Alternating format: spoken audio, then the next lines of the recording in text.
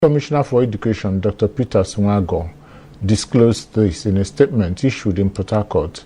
Nwago said the decision was aimed at strengthening quality assurance and regulatory compliance within the education sector, as well as help protect the welfare and future of children, while promoting excellence in private school administration across the state. The statement, signed by the head Information and Public Relations, Rivers State Ministry of Education, Tochi Abinye Pepu, said the exercise will take effect from June 15, 2026. The commissioner directed all approved private schools with outstanding annual renewal fees to immediately settle their arrears, warning that only schools with valid approval certificates and up-to-date payment records will be allowed to continue operations. Nwago further said the exercise is intended to ensure that children in Rivers State receive quality education in safe and conducive learning environments. Still on education, the Edo State Government has ordered the immediate closure of 3 secondary schools in Akoko Edo local government area following intelligence reports of a kidnapping threat. A circular to the affected schools, signed by the Permanent Secretary, State Ministry of Education, Mr. Enodolumanya Itomare, explains that the decision followed security advisories from relevant agencies of threats to the safety of students, teachers, and surrounding communities. According to the circular, all academic and non-academic activities in the affected schools have been suspended until further notice, as part of efforts to safeguard lives and property. He says, in spite of the closure, candidates currently sitting for the ongoing West African Senior School Certificate Examination, or WASI, will continue to have access to examination centers under strict security arrangements. It directs school principals to ensure the orderly release of students to their parents and guardians, secure school facilities, and maintain close communication with government authorities and security agencies. It further urges parents and residents of the affected communities to remain calm and cooperate with security agencies as efforts are being put in place to address the threat and restore normal academic activities. You are watching TV Sapientia on Star Times Channel 260. The news continues shortly after this time out. Please don't go away.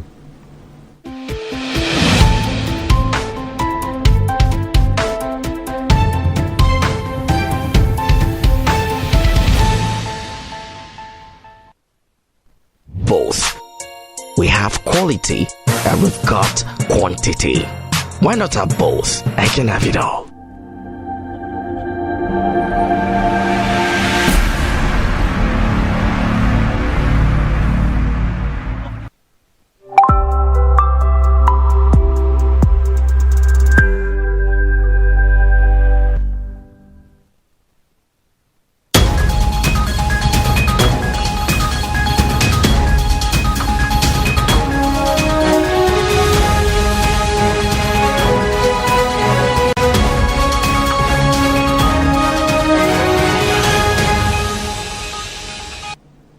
Welcome back to the rest of the Sapientia TV News Bulletin at 1 p.m. My name is Joe Igbo.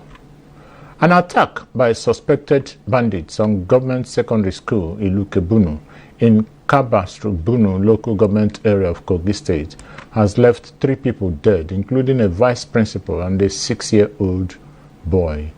In a statement issued by its spokesperson, ASP Salu Afusat, the Kogi State Police Command said the attackers, who arrived on about 40 motorcycles, stormed the area in large numbers yesterday with the suspected aim of kidnapping students and other residents. According to the command, the divisional police officer in Kaba A Division swiftly activated a joint security response after receiving distress calls from the area. Operatives from the division, the police mobile force, and other tactical units were said to have been deployed to the scene. Military officers and local vigilantes already operating within the area also joined the operation. The police said security operatives engaged the attackers in a gun battle, forcing them to retreat into nearby bushes. The police said investigations and ongoing assessments are continuing to ascertain the full circumstances surrounding the incident, adding that one of the attackers was neutralized during the exchange of gunfire, while a member of the joint security team sustained gunshot injuries and is receiving treatment. The Nigerian Civil Aviation Authority (NCAA) has grounded a privately operated aircraft following an emergency landing near Asaba, Delta State, and its subsequent unauthorized flight to Lagos. The regulatory action follows an incident that occurred on Tuesday morning when the aircraft reportedly aborted its initial landing attempt before touching down on a roadway in the Ogashukwu area. The NCAA said the aircraft later departed the scene without obtaining the required regulatory approval. Director of Public Affairs and Consumer Protection of the NCAA, Michael Achimogo, said preliminary reports indicate that the aircraft conducted a missed approach while attempting to land in Asaba at about 7:43 a.m. He explained that the aircraft subsequently landed on a roadway near Ogashukwu. According to him, 4 crew members were on board at the time of the incident, and all occupants safely exited the aircraft without injuries. The crew members were later transported to Asaba by road. Achimogo said available information showed that the aircraft later took off from the location and flew to Lagos without obtaining regulatory clearance from the authority. He noted that air traffic control was only informed after the aircraft had already become airborne. The NCAA described the action as a violation of the Nigeria Civil Aviation Regulations. As a result, the authority has suspended the operator's permit for non-commercial flights and placed the flight crew under regulatory review. The NCAA said it has notified the Nigerian Safety Investigation Bureau to commence the appropriate investigation into the incident.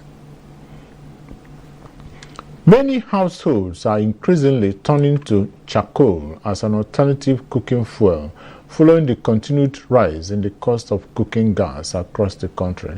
Residents say the steady increase in liquefied petroleum gas, or LPG, prices has made it difficult for many families to refill their cylinders, forcing them to seek cheaper options for daily cooking. As a result, demand for charcoal has surged in both urban and rural communities. Traders in major markets report a significant increase in charcoal sales over the past few months, with many consumers opting for the traditional fuel despite concerns about its environmental and health impacts. However, the growing demand is now pushing up the price of charcoal as well. Sellers say the cost of supply, transportation, and increased patronage have contributed to recent price hikes, reducing the affordability and advantage that charcoal once offered. Energy experts warn that a prolonged shift from gas to charcoal could lead to increased deforestation and higher indoor air pollution, urging government authorities to strengthen support for affordable and sustainable cooking energy solutions. Now this foreign news. The US and Iran have exchanged strikes across the Middle East for a second consecutive day, further straining a shaky ceasefire agreed between the two countries in April. US Central Command said it had completed a wave of self-defense strikes targeting military, surveillance, and radar sites in southern Iran. It came hours after President Donald Trump vowed US would hit Iran hard and said Tehran had taken too long to make a deal to end the war permanently.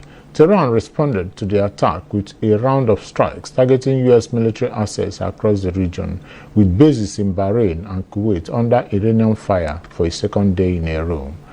Iran's Islamic Revolutionary Guard Corps, IRGC, also said it fired ballistic missiles at a US command center in Jordan. To end the Sapientia TV News Bulletin at 1 p.m., a recap of the major headlines. The Senate Committee on Public Accounts has ordered the arrest of former Group Chief Executive Officer of the Nigerian National Petroleum Company Limited, NNPCL, Mele Kyari, for failing to appear before it over alleged unaccounted funds amounting to 210 trillion naira. The Edo State Government has ordered the immediate closure of 3 secondary schools in Kogi local government area of the state, following intelligence reports of a kidnapping threat. An attack by suspected bandits on government secondary school Iluke Bunu in Bunu local government area of Kogi State has left 3 people dead, including a vice principal and a 6-year-old boy. And finally, from our foreign desk, the US and Iran have exchanged strikes across the Middle East for a second consecutive day, further straining a shaky ceasefire agreed between the two countries in April. That was Sapientia TV News Bulletin at 1 p.m. On behalf of the editorial and technical crew, I am Joe Igbo. Good afternoon and thanks for choosing TV Sapientia.